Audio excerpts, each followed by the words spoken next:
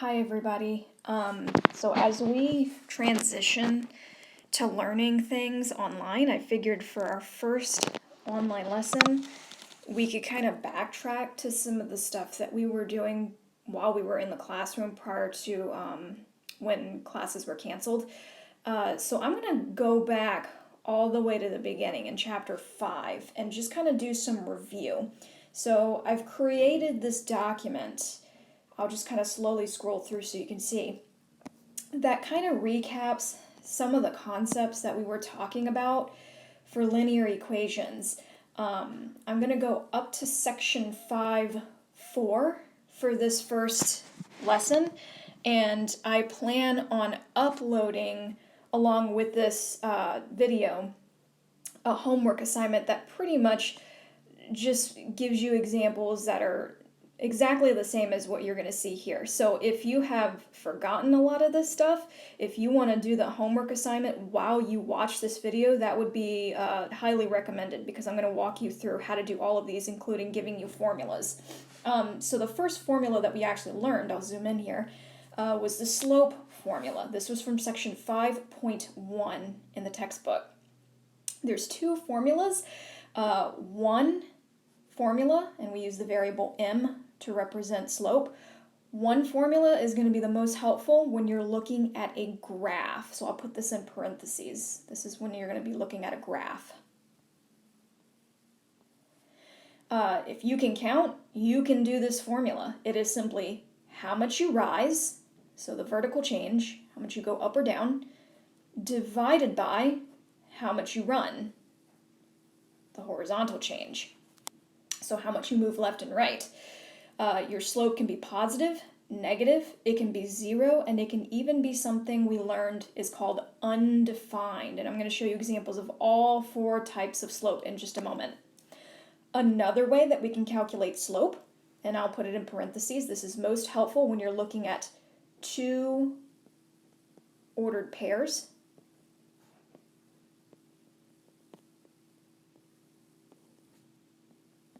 That's when you're going to have to calculate. It is going to be y1 minus y2, all divided by x1 minus x2. And if some of you recall, in the classroom, I sometimes wouldn't even put the little 1s and the 2s next to those variables, because it doesn't matter which ordered pair you start with. What does matter, I'm going to go to my highlighter here. What does matter is that these values that are stacked on top of each other come from the same ordered pair. These values that are stacked on top of each other come from the same ordered pair. Also, what matters is that your y's are the values that are in your numerator, kind of like how your rise is in the numerator here, and the x's are what are in the denominator, kind of like how your run is what's in the denominator here. Okay, so those are our 2 formulas for slope that we're going to practice using. So I'm going to zoom out, and I'm going to read the instructions for this next group of problems. It says, find the slope of each line. So it's giving us pictures of graphs. So if I go back up to my formula, the most helpful formula that I want to use here is the first one, which is rise over run. So I'm going to zoom in.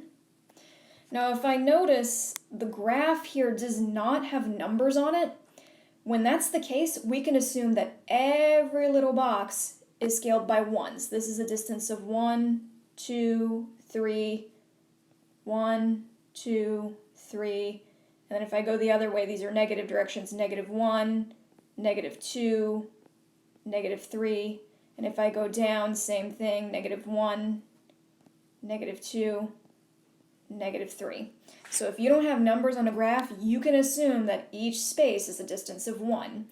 If there are numbers on a graph, you need to pump the brakes and look at how each axis is scaled. Not each axis will always be scaled the same way, and not each axis will always be scaled by a distance of 1. So just keep that in mind. I'm going to erase these numbers so I can clearly see the line here. I'm just going to erase that. When you're looking at a line like this, and there are no points on that line that are obvious, you want to look for what I call lattice points.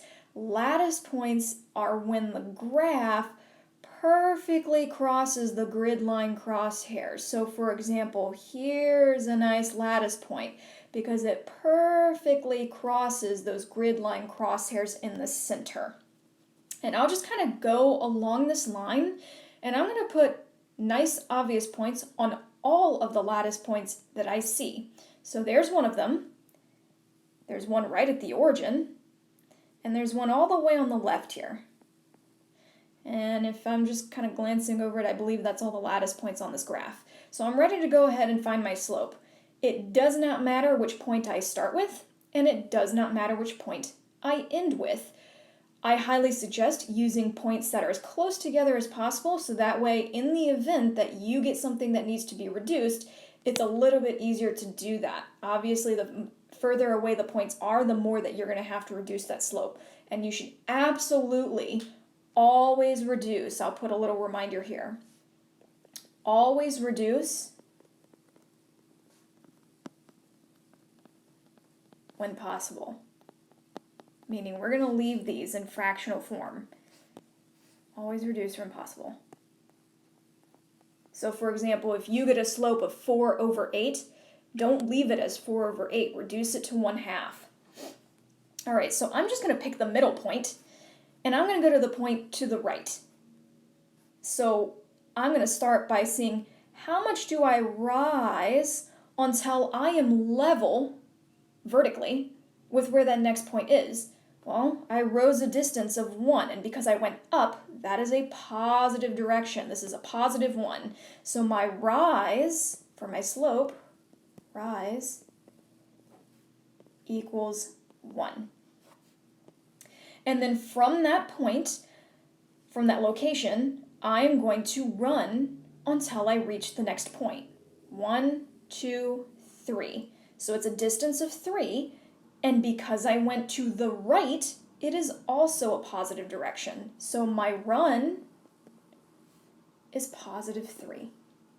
So positive divided by positive, well, that stays a positive. And 1/3 does not reduce. So this is my final answer. That's my slope. I can also verify that I have the correct sign by simply looking at the line itself. If I read it like a book, left to right, that line is rising. Remember Mr. Slope Guy, the video that I showed you guys? Where the man is skiing, it's puff, puff, positive as he skis up the slope. So that slope should definitely be positive. I'm going to move on to the next one. I'm going to start by writing my formula again. I know I'm going to need m equals rise over run. Now what you may notice about this line, there's no slant to it. It is a vertical line. Some of you may remember what the answer for this kind of slope is. It's one that a lot of students tend to struggle with. They'll get it confused with a horizontal line. A foolproof way of making sure that you have the correct answer for your slope is to do what I just did in the previous problem. Pick any 2 points, and as you can see, there are a lot of lattice points here. There's one here, there's one here, there's one here. There's lattice points pretty much all along this line. All along this line, there are tons of lattice points.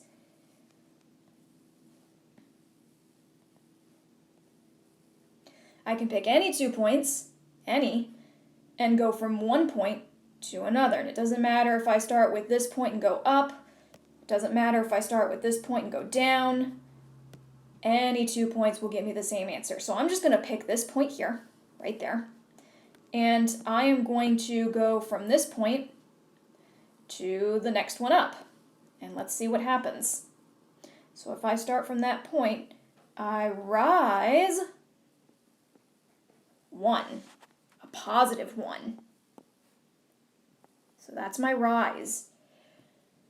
But if you think about it, how much did I run? Is there any horizontal change between those 2 points? In other words, if I go up 1 to get to that next point, did I also have to move left or right to get to that next point? And the answer is no. I did not have to move left or right. If you go up 1, boom, you're at that point. You didn't have to move left or right, so my run is actually 0. Now, if you've got a calculator and you try and do that out in your calculator is going to spit out an error at you. Now, in mathematics, we can't divide by 0. We don't leave our answer like this, though. We actually write a word that describes what this means. We say that in mathematics, well, let me try writing that again. We say that this is undefined.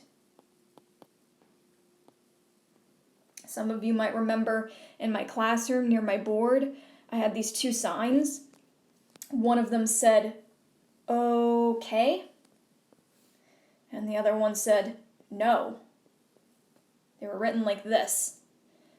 What this is saying is that it's okay to have 0 in the numerator. This just equals 0. Okay, so if your 0 is up top, that's just going to equal 0. But if 0 is in the denominator, like in this one that we just had, no, this is not okay. We say something like this is undefined. So you could do this like how I did for a vertical line, or if you had it memorized that a vertical line has an undefined slope, you can just write the answer right away. Okay, but this is our final answer for our slope. It's undefined. Please, please, please don't leave it like this where my arrows are pointing. Don't leave it written like that.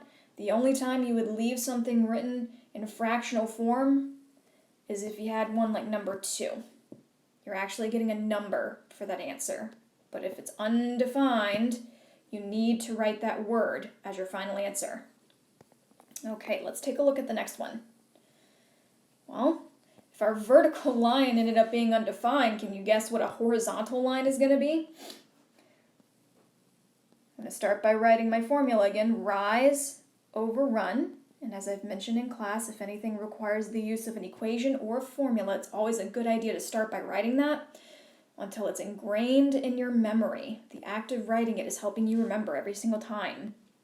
I'm going to do the same thing I did last time, just to kind of really show you how you can go a foolproof route to get your answer. If you're ever looking at a question like this and you're like, I don't remember if it's undefined, I don't remember if it's 0, I know it's one of those, you can just put points on your line if there aren't any already.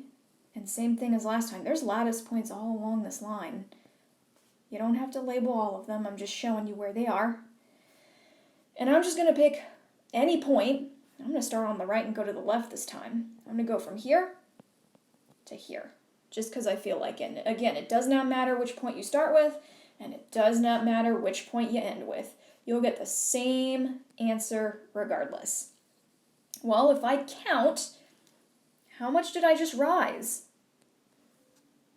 I went left, but that's not rise. I didn't rise any. My rise in this case, my up and down change, is 0. But I did run. I went to the left 2 spaces. So that's going to be a -2 because I went to the left. Remember, up, down, left, and right, they have signs associated with those directions. Up and right are positive. Down and left are negative. So my run is -2. And as I mentioned before, it's okay to have 0 in the numerator. That's just going to equal 0. So my final answer here, again, I'm not going to leave it like this. I'm going to write my answer like this. It's 0. 0 is the simplified answer. In mathematics, we want to simplify things as much as possible. That's my final answer for number 4. Moving on to number 5. Now, as I mentioned for the first graph, you can look at the line to see what the sign is going to be. If I look at this graph, see how the line is falling left to right? This is a nice negative slope. If this slope guy was skiing down the hill, this is a nice negative slope, so I know that whatever answer I get, it should have a negative sign. It should not be positive. If you're getting a positive, that means that you're associating a negative with both of your directions, which means that one of your directions has the wrong sign. So first thing I'm going to do, I'm going to label all of the lattice points that I see. Here's one. Here's another. And right where the arrowhead is, all the way at the top, there's one right there. So I see 3 lattice points. And again, it does not matter which point you start with or which point you end with. I'm going to start with the bottom point and go to the middle. So I'm going to start here. And again, my formula is rise over run. I rise, 1, 2, 3, 4. And since I went up, that is a positive 4. So positive 4 is my rise. And then from that point, I'm going to run a distance of 1. And I went left, so this is a negative 1. So this is negative 1. Now this doesn't really reduce any further. I could leave it like this. Or if you want to demonstrate that you understand this equals an integer, I could say that this simply equals negative 4. Positive divided by negative gives us negative. 4 divided by 1 is 4. That's my final answer. Let's talk about slope from point. So if I go back to my formula, remember there's two formulas for slope. One's for a graph, the other is for two ordered pairs. Change in y divided by change in x. So that's the formula I'm going to be using for each of these problems. So since I know I'm going to have to subtract some y's and subtract some x's, I should probably label which is which in these ordered pairs. It's like your ABCs. X comes before y in the alphabet, x comes before y in an ordered pair. X comma y, x comma y.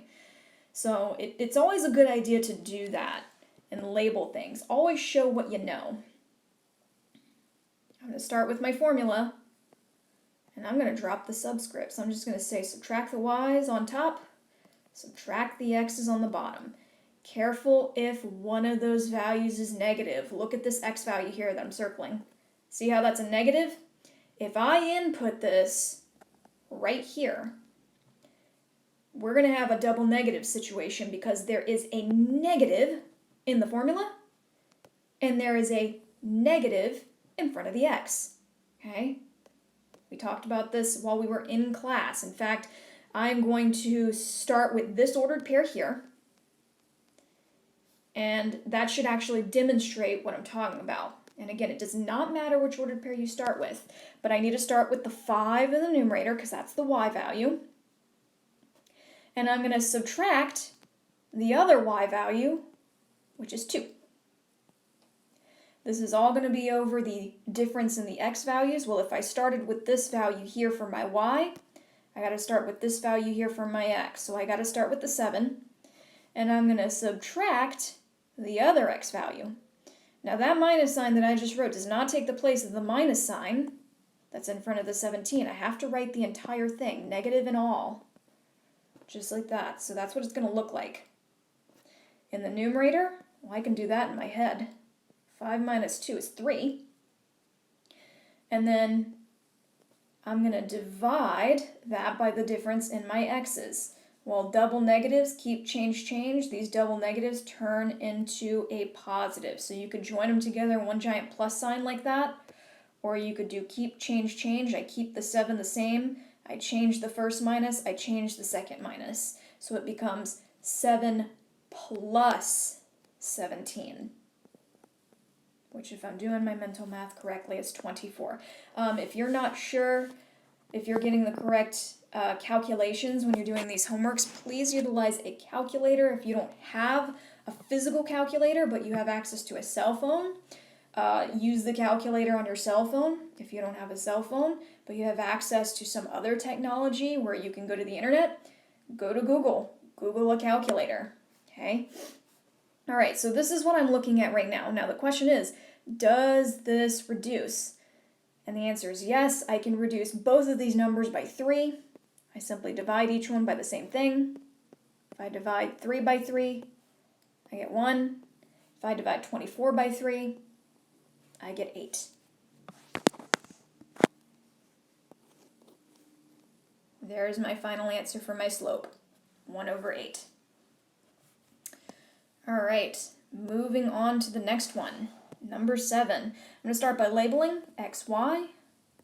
I'll try to go a little bit faster for this one. I'm going to start by writing my formula.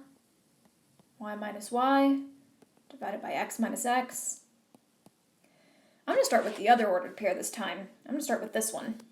So I'm going to do negative 9 minus negative 17. We got some double negatives here.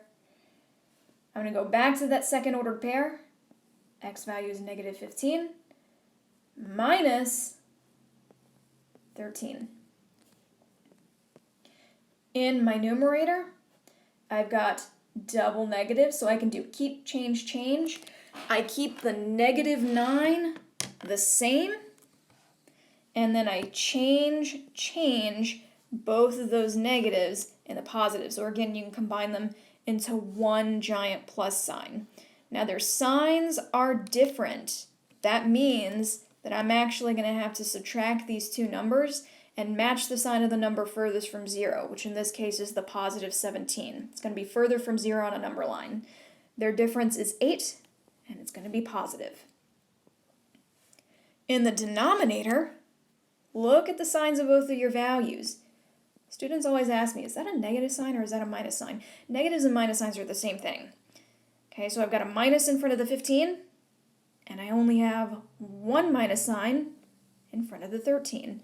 Negative and negative. When we're adding and subtracting and we've got matching signs, we're not going to take their difference. We're going to actually combine these. Okay, so 15 plus 13 is going to give me 28.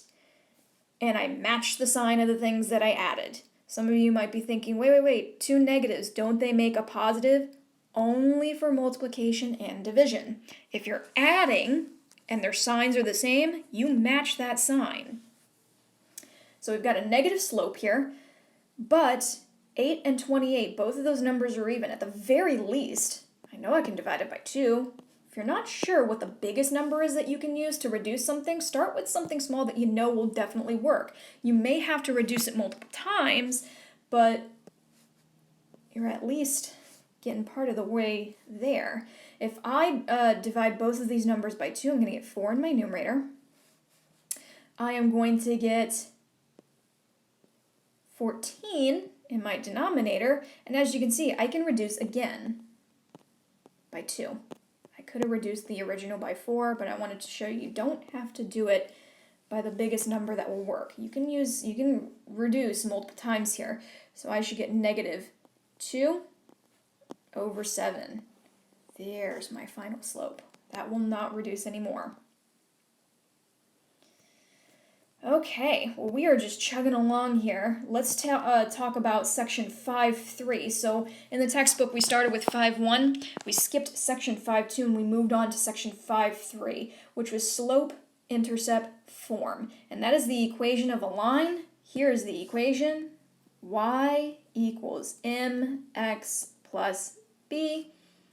And in case you forgot what each of those variables stand for, m is going to be a number. That's going to be our slope. The b value will also be a number. This is something known as the y-intercept. It's where the line crosses the y-axis. X is 0 for a y-intercept. All right, so on the homework, I'm going to give you 2 questions in this format. One is going to have to do with a graph. The other is going to have to do with 2 points. I'll walk you through. It says, write the slope-intercept form of the equation of each line. Always read the instructions, especially in Chapter 5 stuff, where we've learned all these different forms. You gotta pay attention to what form you're being asked to write your answer in, okay? So first things first, I'm gonna write my formula, y equals mx plus b. Well, I need 2 things, don't I? I need the m, and I need the b. I always like to find the b value first. Here it is. It's just where the line crosses the y-axis, okay? So my b value is going to be whatever that y value is. Well, it's sitting exactly in the middle between 2 and 4. Well, I know that that's got to be 3. So my b value is 3. To find the slope, I'm going to pick another lattice point, so my b value can actually serve as one of those lattice points. And I'm just going to find another lattice point and do what I did for the above graphs. I'm going to rise. I'll start down here and go to the y-intercept. I rise 1, 2, 3, 4, 5, and since I went up, that's positive. So my numerator here is going to be positive 5 divided by, and then I'm going to run 1, 2. And since I went to the right, that is also positive. Here's my slope. Once I have both of those things, I put them together. Y equals 5 halves x plus, because it was positive, 3. Done. That is all you do. That's your answer. Now for one that's a little more complicated. Write the slope-intercept form of the equation of the line through the given points. Okay, well, always start with what you know. We know that the slope-intercept equation is y equals mx plus b. Well, same thing as last time. We need two things, don't we? We need the m and we need the b. The b value is going to be a little more tricky. The easier part is to find the slope, and that's actually what we should do first. Well, we did this above. Here's x, here's y, here's x, here's y. My formula for slope is to subtract the y's, subtract the x's, and divide them. So I'm going to do that real quick. I'm just going to start with the first ordered pair. Y value is negative 5. I subtract the other y value, which is 1. I go back to that same ordered pair. X value is negative 1. I subtract the other x value, which is 2. In my numerator, the 5 is negative and the 1 is negative. So I'm not going to actually subtract here. Again, I'm going to add them. So the sum that I should get, 5 plus 1 is 6. And because I am adding two negatives, I match the negative sign. I'm going to do the same thing for the x's. The 1 is negative and the 2 is negative. So I'm actually not going to subtract. I'm going to add them again. 1 plus 2 gives me 3, and I match the sign of those numbers. And then I look for opportunities to reduce. There's actually two things I can simplify here. I can simplify the two negatives. Negative divided by negative should give us a positive, and 6 divided by 3 should give us 2. Positive 2 is my slope. All right, so I've got my slope. Here's how you find the b value. I'm hoping several of you, if not all of you, remember how to do this. Start by writing your formula if you haven't already done so. And what we're going to do here is the y, the m, and the x are all going to be replaced with numbers. And we're going to solve for what the b value should be. Well, I have the m right here. And to substitute for the y and the x, go back to the original question and pick an ordered pair. It does not matter which ordered pair you pick. I'm going to use the one that has positives because I like positives more than negatives. If you want to use the other ordered pair, go for it. So here's going to be your x value and here's going to be your y. So instead of y equals in my next line of work, it's going to read 1 equals. Instead of m times x, it's going to be 2 times 2. And then I bring down the plus b. Now it's a multi-step equation. Multiply first. 2 times 2 gives me 4. Bring down plus b. Now I need b alone. To isolate b, this is a one-step equation. Subtract the 4 away from it. Subtract, subtract. Ones to each side. These go away. 1 minus 4 gives me a negative 3. There's my b value. So I have my m, here's my m, here's my b. I need to put these two things together in the form of an equation. Y equals mx, well m is 2, so 2x, and then plus b. Well, my b value is negative, so it's going to read minus 3. Here's my final answer. So 2 problems on the homework that are going to be like that. All right, last thing that we're going to review, and this will kind of wrap up our lesson for today. Point slope. This was from section 5.4 in the textbook. It had the following formula. This one was the one that was weird looking. It was y minus y1, I do use subscripts here, equals m parentheses, we have to open a set of parentheses, and inside it reads x minus x sub 1, close parentheses. And these values here that I'm highlighting, they're all numbers. Obviously the m is slope again, and the x1 and y1 come from some sort of ordered pair that sits on that line. And it can be any point that sits on that line. So there's a lot of flexibility for some of our answers here.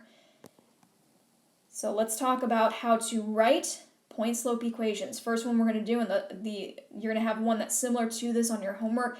I'm going to give you a graph, and I'm going to say write the point slope form of the equation of each line. Well, I'm going to start with what I know. I'm going to start with the formula. Y minus y1 equals m, open parentheses, x minus x1, close parentheses. So writing a point slope equation is very, very easy. First thing we want to do when we look at this line, find some lattice points. Here's one, here's another, and I see one all the way on the left as well. I've got 3 lattice points to pick from. I could use any of those 3 points in my answer. I'm going to actually, maybe I should color code these. Let me color code them. I'm going to make this one red, the one that's on the left, just so you can kind of clearly see what I'm doing here. And I'm going to make this one green down at the bottom. Now, depending on which point you pick is going to cause your answer to look different.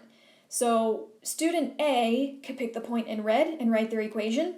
Student B could pick the blue point, and student C could pick the green point. All of those equations are going to look different, but if they have substituted all the numbers correctly, they will all be correct. I will show you what each of these equations look like.